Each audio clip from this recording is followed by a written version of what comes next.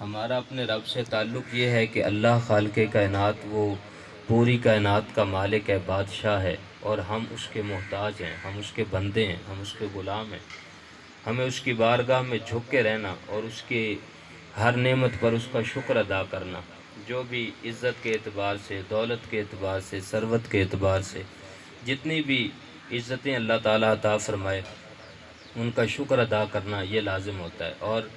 اپنے آپ میں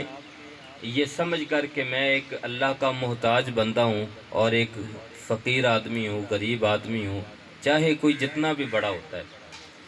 جس اعتبار سے بھی، لیکن حقیقت یہ ہے کہ ہم سب غریب ہوتے ہیں اور حضور غریب نواز ہیں، اور بے اللہ شک رب العزت جو ہے وہ پوری کائنات کا مالک ہے۔ بے شک یہ بات ہر مسلمان اچھے طریقے سے جان۔ صحابہ کرام علیہم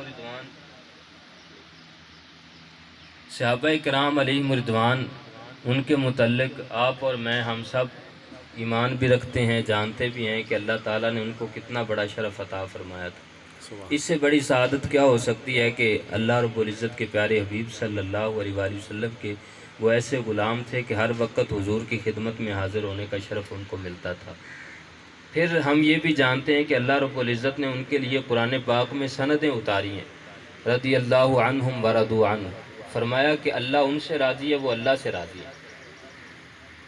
اللہ رب العزت نے ان کی بخشش کی، ان پر راضی ہونے کی سندیں بھی اتار دی ہیں، اور یہ بھی مجدہ ہے کہ حضور پاک صلی اللہ علیہ وآلہ وسلم کی ان کو صحبت نصیب ہوئی ہے۔ ہمارا ایمان ہے کہ جس شخص کو ایمان کی حالت میں حضور سے ملاقات کا شرف ہوا ہے وہ لازمی طور پر وہ اس کائنات میں حضور کے بعد، انبیاء کے بعد افضل مقام پر ہے، انبیاء کے بعد۔ اور پھر حضور پاک صلی اللہ علیہ وآلہ وسلم خود ارشاد فرماتے ہیں کہ میرے بعد بشر میں سے، یعنی انسانوں میں سے افضل درجے والے، حضور کے بعد افضل، تمام امت کا یہ متفقہ نظریہ ہے، افضل البشر بعد الانبیاء کون ہے؟ سیدنا ابو بکر صدیق رضی اللہ تعالیٰ عنہ۔ لیکن سیدنا ابو بکر صدیق رضی اللہ تعالیٰ عنہ آپ نے جب حضور پاک صلی اللہ علیہ وآلہ وسلم صلی کی اللہ خدمت مبارکہ میں بیٹھ کر حضور کی زبان اقدس سے یہ سنا نا کہ قیامت والے دن اللہ رب العزت اپنے بندوں سے حساب و کتاب لے گا اور سب کچھ پوچھے گا کہ اس نے کتنا رزق کس کو دیا، کس کو کتنا رزق ملا، کتنی زندگی ملی، اس نے رزق کہاں خرچ کیا، اس نے اپنی زندگی، اپنی جوانی کہاں خرچ کی۔ جب یہ باتیں سنی نا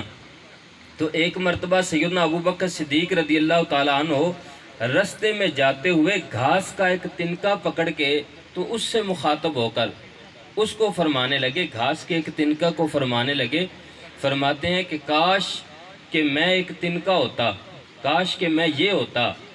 کہ جسے کسی جانور نے کھا لیا ہوتا، قیامت والے دن کسی کو حساب تو نہ دینا پڑتا۔ اللہ سیدنا ابو بکر صدیق رضی اللہ تعالیٰ عنہ نے حضور پاک صلی اللہ علیہ وآلہ وسلم نے جو عشرہ مبشرہ جن 10 صحابہ کرام کو جنت کی خوشخبریاں سنائیں ان میں بھی سب سے پہلا نمبر آپ کا ہے، اور باقی کتنی اسناد ہیں آپ کے لیے جنتی ہونے کی۔ اس کے باوجود آپ گھاس کا ایک تنکا اٹھا کے آپ اس کو مخاطب کر کے آپ فرما رہے ہیں کہ کاش کہ میں یہ ہوتا جسے کسی جانور نے نگل لیا ہوتا، کہ قیامت والے دن اللہ کی بارگاہ میں حساب دینا اتنا مشکل ہے۔ اصل چیز یہ ہے کہ وہ عاجزی کا مظاہرہ کرنا ہمیں دکھا رہے تھے، ہمیں سمجھا رہے تھے، ان کو تو اللہ تعالیٰ نے سنتیں عطا فرما دی تھی، تو سبحان وہ اللہ ہم جیسے گناہ گاروں کے لیے کہ ہمیں اس کے لیے جو ہے کس اعتبار سے تیار رہنا چاہیے اور اپنے آپ کو کس حیثیت میں سمجھنا چاہیے۔ سیدنا عمر بن خطاب رضی اللہ تعالیٰ عنہ کی لوگ تعریف کیا کرتے تھے، آج بھی زمانہ ان کی تعریف کرتا ہے، کفار کے پیروں تلے سے زمین کھسک جاتی ہے ان کا نام نامی سن کے کہ انہوں نے کتنے خوبصورت انداز میں حکمرانی فرمائی، اور آدھی دنیا پہ حکمرانی کرتے ہوئے بھی ان کی کیا پوزیشن تھی، کیا صورتحال تھی، اور کس طریقے وہ اینٹ کا تکیہ بنا کر آرام فرما لیتے تھے، اور کس طریقے وہ پہاڑی کی ایک چوٹی پر جا کے تپتی دھوپ کے اندر وہ آرام فرما لیا کرتے تھے۔ تو لوگ آج بھی ان کا تذکرہ، جب لوگ ان کی تعریف کیا کرتے تھے نا تو آپ کمرے میں جا کے چھپ جایا کرتے تھے، اور کمرے میں چھپ کے نا اپنے رب کو یاد کر کے اکیلے تنہائی میں خلوت میں اللہ کی بار یوں اپنی داڑھی مبارک کو پکڑ لیا کرتے تھے اور کہتے عمر تو اتراتا ہے بندے تیری تعریف کرتے ہیں، تو اللہ کیا سمجھتا ہے اس رب کی بارگاہ میں تجھے جواب دینا ہے، ذرا احتیاط سے رہنا. ہاں جی، اپنی داڑھی مبارک کو یوں پکڑ کے نا، تو یوں کھینچ کھینچ کے تو اپنے آپ کو خود بخود ہی. یہ کیا تھا؟ یہ صرف اور صرف ایک ان کی عاجزی تھی. بے شک. ابھی میں تھوڑی دیر پہلے میں مطالعہ کر رہا تھا تو مولانا روم رحمۃ اللہ علیہ ان کا ایک واقعہ بڑا پیارا وہ میرے نظر سے گزرا، اسی اعتبار سے تو میں عرض کرنے کی کوشش کرتا ہوں. ہمارے لیے یہ بڑی سعادت کی بات ہوتی ہے. پیر صاحبان تشریف فرما ہے تو یہ جو عاجزی ہوتی ہے نا، جس اعتبار سے میں عرض کر رہا ہوں، اس میں یہ بھی ہوتا ہے کہ ہم تو گناہ گار سے ہیں. وہ سیدنا یوسف علیہ السلام کا واقعہ قرآن پاک میں آپ لوگوں نے سنا ہوگا، پڑھا بھی ہوگا شاید، کہ میں آخر میں وہ ایک تھوڑی سی نتیجے والی بات عرض کرتا ہوں. جب حضرت یوسف علیہ السلام کی ملاقات ہوئی نا ان کے بابا سے، حضرت سیدنا یعقوب علیہ السلام سے اور آپ کے بھائیوں سے،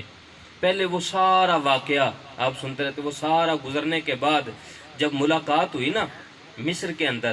تو اس وقت حضرت یوسف علیہ السلام نے اپنے بابا حضرت یعقوب علیہ السلام سے عرض کیا، ابا جان یہ دیکھیے، جب وہ سجدے میں گر گئے، ابا جان یہ دیکھیے، یہ وہ میرا خواب سچا ہو رہا ہے جو میں نے بچپن میں دیکھا تھا. تو آپ کو عرض کیا تھا کہ 11 ستارے اور ایک سورج اور چاند جو ہے وہ مجھے سجدہ کر رہا ہے. یہ دیکھیں، یہ وہ سجدہ کر رہے ہیں میرے سامنے.